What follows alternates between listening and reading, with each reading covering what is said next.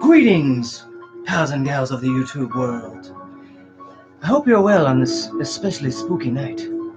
It's your boy, the Wolfgamer25, and we're back again for another riveting section of Figure Friday, but a very spooky one. For reasons being, I chose to do this particular stream on this Friday. Maybe, folks, we're going to make it especially scary as we can, but don't worry. None of these things I'm about to show you will come to life. They will not haunt you. Well, they might give you some nightmares, but hey, that's to be expected, right? But anyways, I invite you to sit back, relax, kick your feet up, take a breath, and if you like, feel free to go get yourself something to drink. If you haven't eaten, please do your boy a favor. Go get something to eat. Go get something to snack on. I'll be right here, and I will be your host on this night. For tonight, we will be introducing some of the most notorious slashers, my apologies, and a few of the well-known faces of the horror genre. And I do hope that you guys enjoy. But for now, please take a breath of relief. As you know, you're all safe. A few of the well-known faces of the horror genre. And I do hope that you guys enjoy. But for now, please take a breath of relief. As you know, you're all safe. Nothing is going to hurt you. It's just me and all of you out there.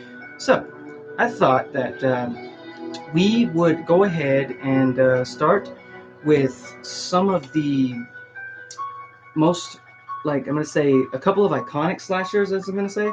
And there's also going to be a hero in this one. Don't get it twisted, folks. So, if my numbers are correct here, out of all of these faces here, one of them, actually a couple of them, have stood out to me a lot, mainly because I've seen all of their movies. I've seen how they all end. I've seen where they go. And as you can see, of course, let me give you guys a look. As you can see, I decided that it was time to introduce something new. That with every of my streams, every one of my streams, I figured that I would get into the season more, because I want to be able to not only enjoy the Halloween season and the upcoming other holidays, but I want to be able to enjoy it with you guys. So I hope to keep bringing you guys fresh new content. And massive shout out also to the two new folks that I was able to welcome into my subscription family, because now that puts me ever closer to the big 40. But enough of all these trials and tribulations, huh? Sorry, every time I hear that theme, it just gets me going. So, anyways, I thought that for today we could introduce, as I said, very famous faces of horror. Some of them most notorious slashers. Others, I'm gonna say, otherworldly beings, if you will. Anyways, sorry. So I thought for today we would introduce a crowd favorite. Now, this particular individual, yes, it's true, he was known throughout all history. His movies have made him a icon in the world of horror. His face, as you were, is well known throughout the world, and probably one of the many tragic backstories that helped to shape this particular killer. But it's not to say the fact that that makes him a saint of anything. I mean, unless you're talking about horror, then yeah, of course, it makes him a huge saint, because his numbers are through the roof. Between him and also another slasher that I'm going to be introducing tonight, I know they met, both of them. They met in the world of movies. It was a horror showdown, but altogether between the both of them, their numbers equaled out to about over roughly about 4,000 victims. And to me, that's just huge, because, as I said, I've seen all their movies. I've seen what they can do, what they're capable of, the places they come from, their origin stories, and they all just stand out so much to me. So I thought that we could introduce the first one today. And as a kid, this particular individual, he had a pretty nasty habit of not fitting in, if you will, because as a kid, he was teased mainly because of his facial features, but his mom, she saw him as one of the most beautiful children in the world. But hey, that's a mother's love. What do you expect? But the thing that really stands out the most about this particular person is that not only is he one of the most well-known slashers in all of Halloween, in all of horror, my apologies, but he has one of the most iconic weapons, if you will, and as you know, as a kid, as I said, he was teased because of his facial features, but also that was his downfall because he was sent to a summer camp in beautiful Crystal Lake, if you will. Unfortunately, he lost his life when the camp counselors weren't watching him, but he was brought back by supernatural quantities, if you will, or qualities. Sorry, supernatural qualities which of course, many have stated that the devil didn't want his soul, so that's why he was sent back to Earth so many times. So, ladies and gentlemen, please hold the applause and hold your heads, because I would like to introduce the first of many slashers tonight. Ladies and gentlemen, I give you Jason Vorhees. Now, this particular Jason Voorhees is of part 6. As you can see, rocking his classic hockey mask icon, got his little machete right there, lucky machete. Got those gloves on, if you will. And this particular Jason is as I said, he's part 6. That in that particular episode, that was when he got resurrected by a bolt of lightning when some grave robbers went into his gravesite. They were basically trying to hurry him, if you will, on his way down to see who. Unfortunately, one of them lost his head, if you will, not lost his head, but got a little crazy because he was traumatized by Mr. Jason Voorhees here as a child. And of course, you can probably see who I'm thinking about, Mr. Tommy Jarvis. But oh yeah, in doing so, when Tommy lost his head, he took it upon himself to break one of the bars of the cemetery, stab it into Mr. Voorhees' chest, and within that motion, a lightning bolt was sent down. Of course, it struck it. Sure enough, it brought him back to life. And hell, I'm glad, because if he hadn't done that, then part 6, Mr. Jason here, wouldn't have been in my procurement.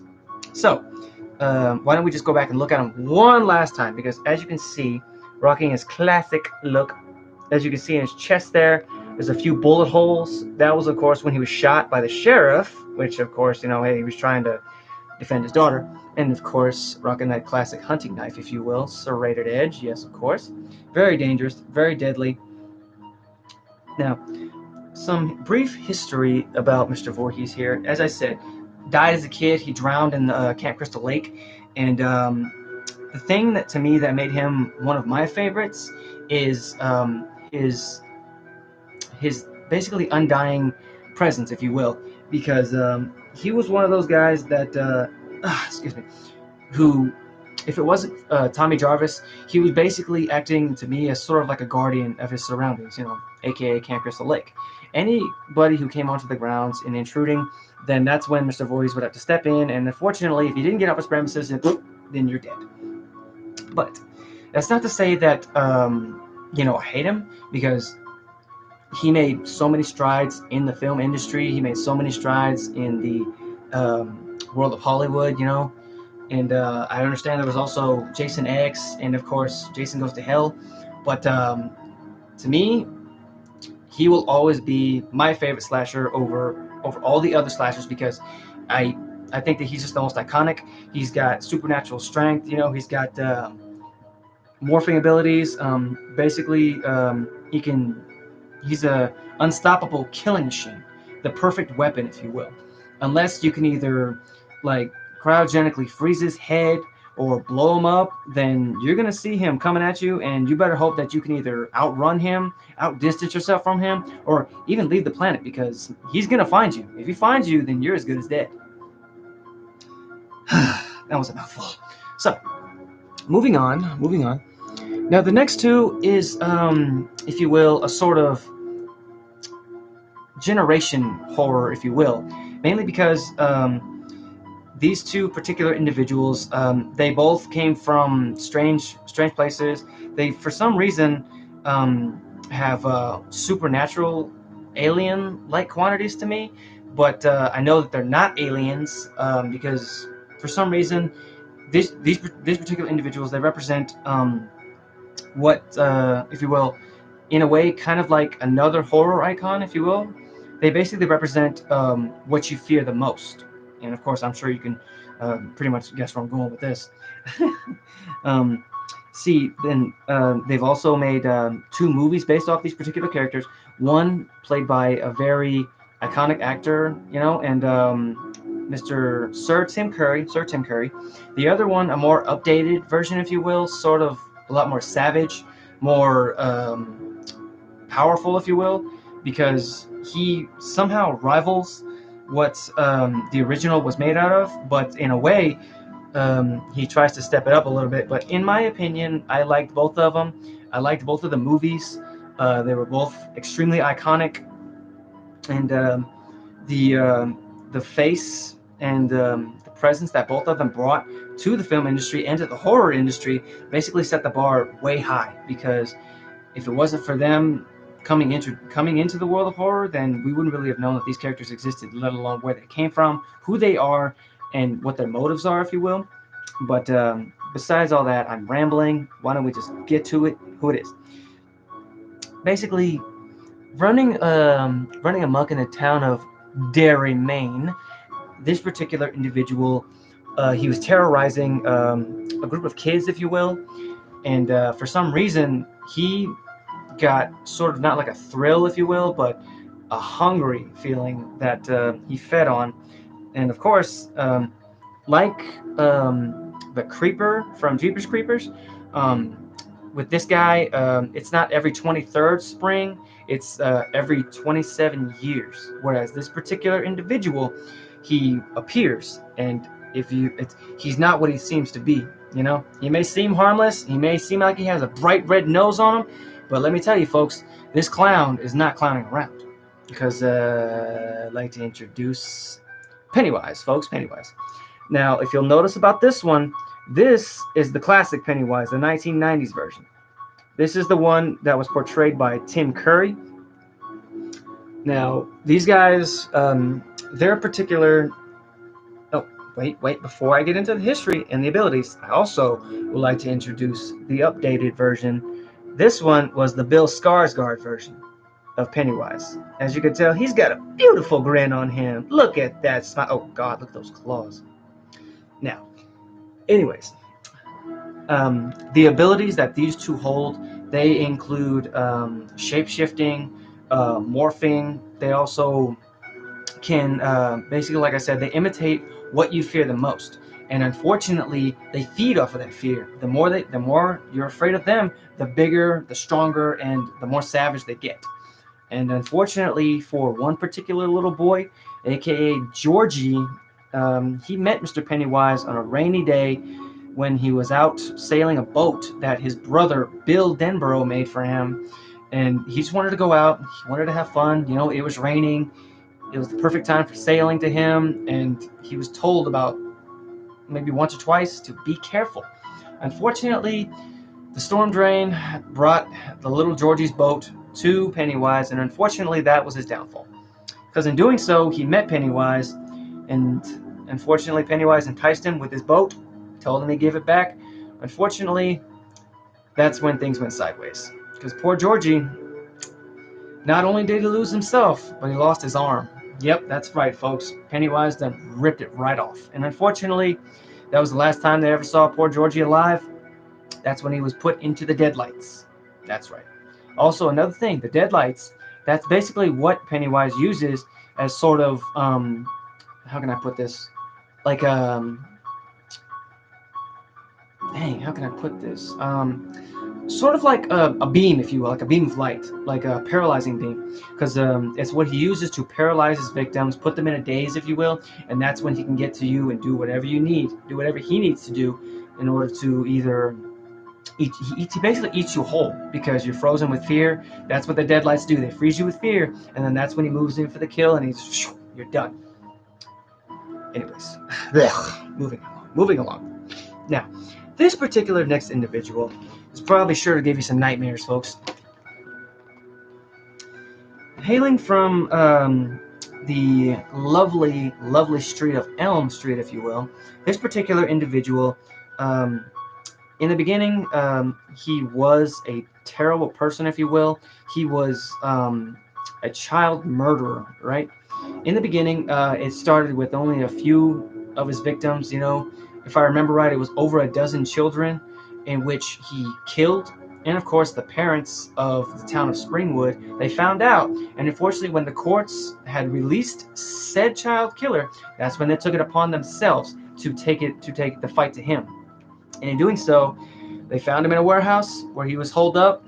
They chucked the Molotov in there, and that's when they burnt it to the ground. And in doing so, this guy, he was still in there. And unfortunately, before he died, in doing so, he was visited by 3 spirits, which of course they promised him ultimate power. And they promised him ultimate power and everlasting life.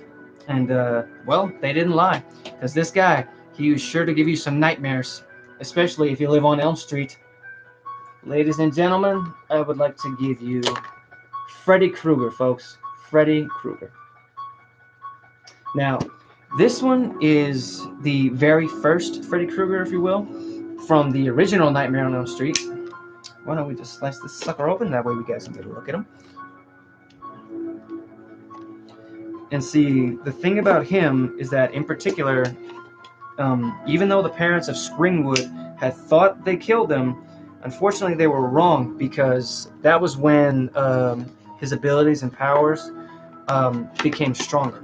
Because he became something much, much worse. The stuff, basically, that nightmares are made of, if you will. Pure, unadulterated nightmare fuel, folks. And unfortunately, the catch with him is that if you die in your dreams, then it's for keeps, folks. It's for keeps. Now, of course, as you can see, he's rocking that classic black hat of his. It also comes with the phone of which, whenever he had called over to Nancy, which of course is the main character in the Nightmare on Elm Street series up until the 3rd or 4th one, I believe. I can't remember. But this guy, not only is he really the only other iconic slasher next to Jason, he was also, as I said, the one who met Jason in a film. Of course, you all know it, Freddy vs. Jason. And, of course, in this particular film, we thought Freddy had home field advantage because he drugged Jason into the dreamland, but unfortunately, Jason easily made his way out. But we're not getting into that right now, folks, because these two, they will not be fighting tonight. Not on this stream, folks. No, no, no. Hey. Get that right hand out of there.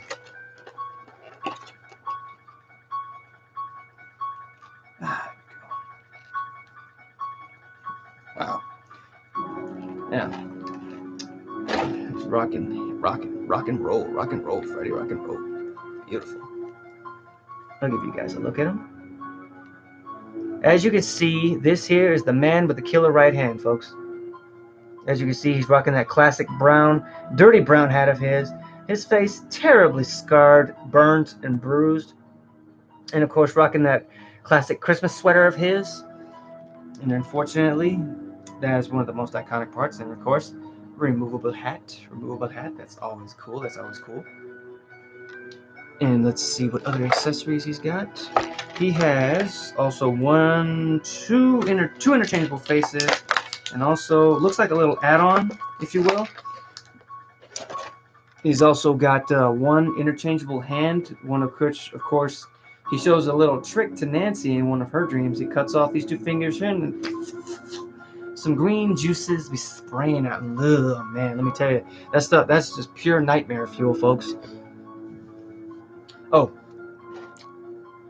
one more thing, folks, if you'll permit me, I also meant to tell you one little interesting fact about this Jason Vorhees in particular. His mask comes off. And please, he's sensitive, okay? Please, forgive him for his looks. He's sensitive. Okay, that's enough. Don't look at him. Put your mask back on. Hey, you two, Relax, no fighting. Now then, the next two in particular individuals, yes, these two are coming in as a group in a pair, and what makes them so memorable to me is that they both have been in a couple of the films, or the movies, if you will, but the most well-known iconic part of this part of these two is that they're actually family. Yes, it's true, folks. One of them being the sister, and of course being the other one, of course, being the brother. It's a true, sibling rivalry with these two, mainly because the big brother, if you will, is basically out to kill the little sister. Now, the only reason that he is doing so is because, as a child, this particular individual. Now, I'm not going to say he was traumatized, but certain, if you will, certain stories believe that what had provoked him to do what he did as a child. Some say the devil made him do it. Others say he had voices talking to him, and others say that he just got a sudden impulse to pick up an extremely large kitchen knife, if you will, and just basically go on a murdering rampage killing spree. Now, to me, what sets him apart in any other single slasher, if you will, is because like Jason, he's a man of few words, if you will. He's a sort of, I know who I'm going after, I know what I'm gonna do, and I'm gonna do it, and there's nothing that you can do to stop me. And if you get in my way, then I'm gonna kill you. This particular individual is a killer shark, if you will, that gets his jollies off of killing everything and everyone that he comes across. Now, I've only seen him ever harm maybe one, two, maybe even three animals at the most, but that was only because they provoked him. Because if this particular individual, if you provoke him, then he's gonna come at you. But I'm rambling. So why don't we just introduce the silent slasher, Michael Myers, everybody. That's right, folks. Mr. Myers is here. Why don't we just slice them open, see what we got, see what lovely things we got here. Oh yeah, there's also something very cool that I wanted to show you guys about this one. Yes, because I had already opened it, and because with me, whenever I get any kind of new merchandise or memorabilia, I always I check it, inspect it, make sure there's nothing wrong with it, nothing busted, nothing broken, anything like that. But this particular individual, before I show you guys the figure, I'd very much like to show you this. Now, yeah, seems like a normal little jack-o'-lantern, right? Heart eyes in it. He loves y'all. But one moment.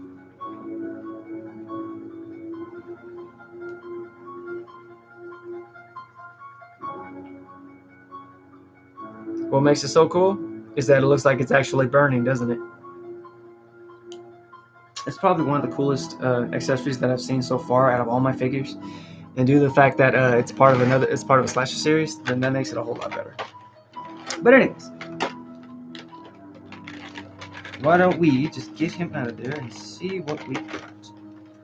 Okay, we got about 4 interchangeable hands. We have a wide assortment of weaponry here, from a kitchen knife to looks like a poker, and also a hammer.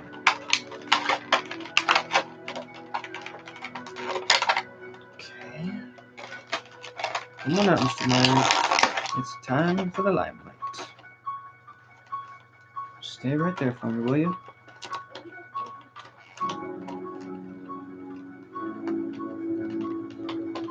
Come on out of there. Okay. Oh, easy, easy, easy. Hold on. Easy now. Just relax. Come on out of there. Thank you.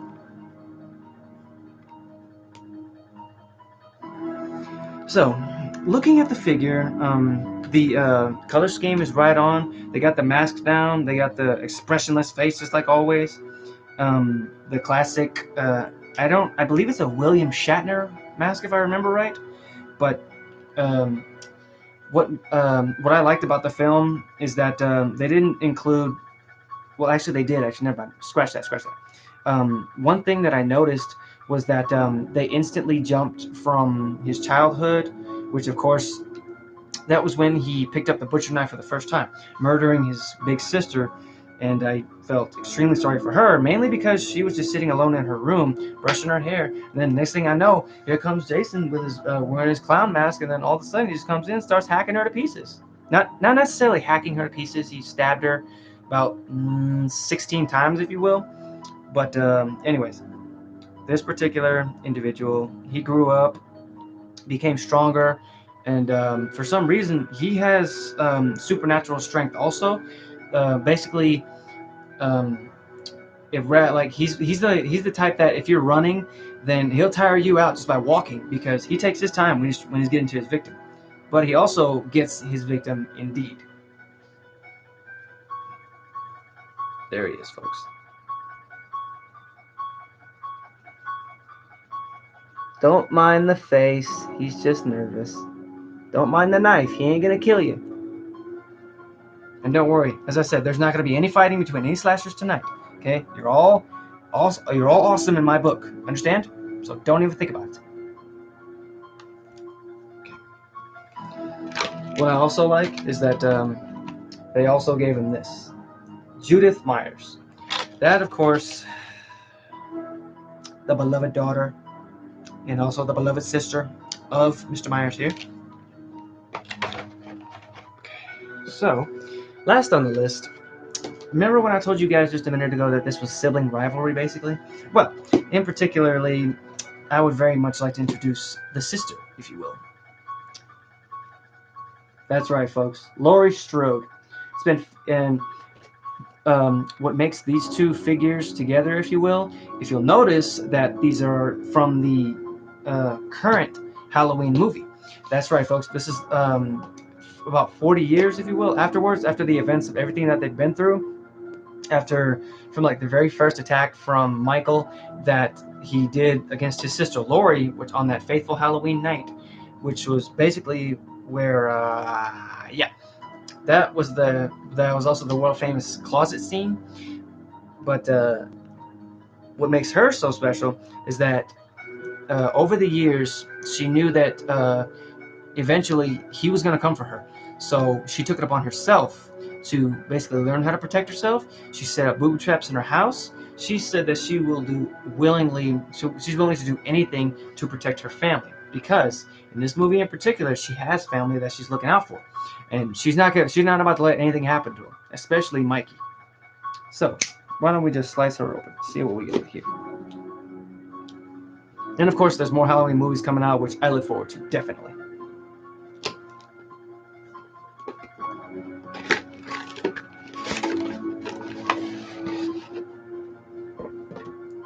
Ooh. Well. Let us see here. Oh, I like the fact that they've given her interchangeable faces, and one of them in particular has her glasses on. Now, the actress, of course, Jamie Lee Curtis, she always did the best job at playing Laurie Strode. She knew the role. She was born for it. You know, she just, for some reason, to me, she stood out the most when it comes down to it. She knew what she was doing. She knew how to do it, and she's just just a great actress. I've seen a lot of her movies that she's done before, and yes, this Halloween was one of my favorites, but my like all-time favorite, if you will, has to be Halloween H2O. Mainly because that's set 20 years from the events, of course, of what happened on that fateful Halloween night. And in that one in particular, she has a son, which of course was one of the introductory movies for Josh Hartnett. If I can just get these twist ties off, folks, I'm trying here. But you know what? I ain't got no patience for it, so I'm just gonna take a little bit of extreme here, huh? There we go, perfect. Come on out of there, Lori. Get out of here. There we go, perfect. I love the fact that she's rocking her combat boots. Of course, she's also been given an arsenal, of course, if you will, ranging from looks like a pump-action shotgun, a repeating rifle, a revolver, and a hunting knife. I'll just give you guys a brief. There's the hunting knife. Then, of course, the pump action shotgun. Then, of course, here, that's an interchangeable hand. Here, there's your Winchester repeating rifle. Then, of course, there's your pistol, your revolver. And then here, that's also her interchangeable face with the glasses on. See that? But, why don't we get on to the main part? Laurie Strode, folks. Laurie Strode, 40 years into the future.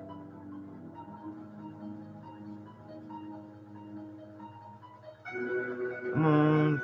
You focused on all the other ones. Come on, you can focus on this one.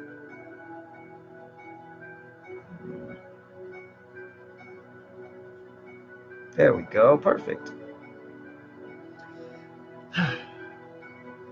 Great night. Very good. Very good. But I'm going to go ahead and end it right there, folks. I'm also actually proud to say that my internet has kind of picked up a little bit. So forgive me if it's a little glitchy. I just hope that that doesn't deter you guys. And I'm working on it, trying to get it all resolved, trying to get it fixed. And I hope you guys enjoyed the stream. If you like, feel free to hit the follow button. Thank you very much.